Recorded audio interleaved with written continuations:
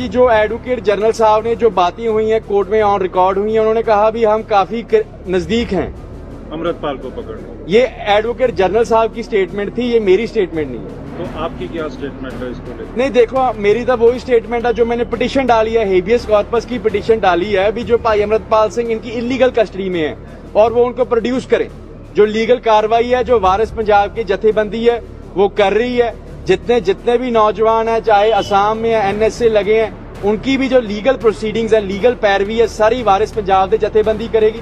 वारिस पंजाब की legal team वहां पर जाएगी, सारा जायजा लेगी, वहां जो कानूनी प्रोसीडिंग्स वहां पर करनी वाली हैं असम में वो वारिस पंजाब की जथेबंदी करेगी और नहीं कोई। और यहाँ पर भी जितने भी नौजवानों पर ये जिनको इलीगल कस्टडी में जो 200-250 नौजवानों को पंजाब में इलीगल कस्टडी में रखा था, उनकी जो सारी की सारी जो लीगल कार्रवाई है वारिस पंजाब दे कर रही है और वारिस पंजाब दे करेगी। लेकिन सरकार तो कह रही है हमने रिलीज कर दिया है उनको। नहीं, काफी शायद मेरी जितना मैंने न्यूज में देखा था, न्यूज मीडिया में देखा था, कुछ को रिलीज कर दिया है और अभी तक काफी अंदर हैं। काफी के जो गार्डियंस हैं, पेरेंट्स हैं, उनके मुझे फोन आ रहे हैं। किसी को 353 में झूठे केस में फंसा दिया, किसी और झूठे केस में उनमें डाला जा रहा है। 107-52 की उनकी बेलें रिजेक्ट कर दी जो होना नहीं चाहिए था।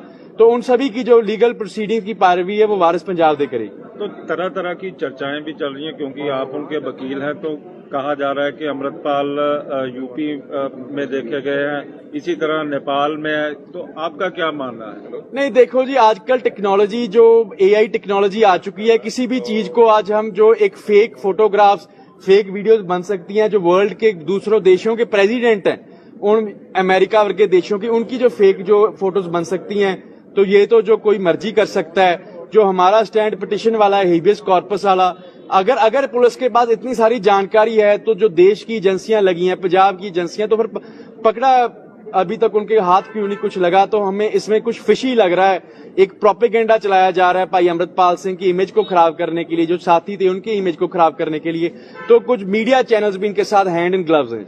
सर, जिस तरीके से ये सारी वीडियोस या फोटोग्राफ सामने आ रही हैं, क्या आपको लगता है कि ये सारा कुछ एक प्लानिंग के हिसाब से ही रिलीज किया जा रहा है और उसके अकॉर्डिंग ये सारा अपनी मनमर्जी से सारा कुछ किया जा रहा है? देखो ये हम पूरा मुझे इस चीज की एप्रीहेंशन पूरी है भी। ये जो कर रहे हैं एक प्लानिंग के तहत एक प्रोपेगेंडा।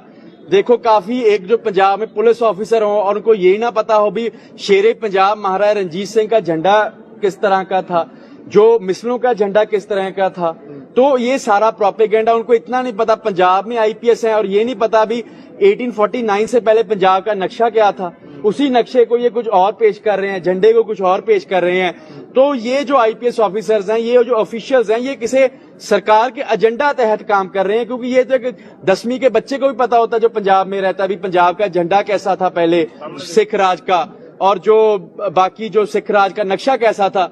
उस नक्शे में देखिए एक साइड पे तो ब्रिटिश ईस्ट इंडिया कंपनी लिखा है, दूसरी साइड पे तो दूसरे मुल्कों का नाम लिखा है। तो एक जो प्रोपेगेंडा के तहत जो सिख कौम को मैं कहूंगा जो बदनाम करने की कोशिश हो रही है। अच्छा भाई साहब, एजी ने अंदर ये बोला है कि हम अमृतपाल को पकड़ने के बहुत नजदीक है, ऐसा कुछ?